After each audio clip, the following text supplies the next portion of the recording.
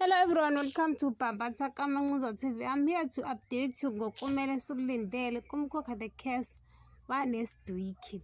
Umkhulu omncane useyacelwa phela ukuthi akhiphe isidumbu sikaMzobe, uyala uyaphetha. Manje uMabusi uzoyobikela umnyeni wakhe ukuthi uthe yena angeke esakwenza lokho.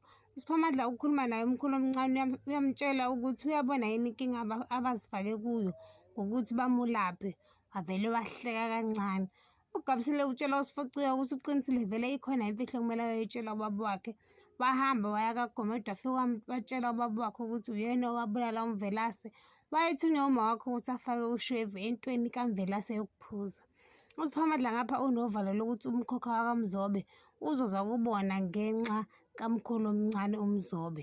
uDifa uye ekamerweni lapho kukhona khona uMaMzobe wathi uyabaleka nje. Kwangabalekeka wambamba ngobhongwane uDifa wamshaya futhi. Ngebamba lana ungakhohlwa ukucindezela notification bell nokusubscribe noma usho umbono wakho. Bye.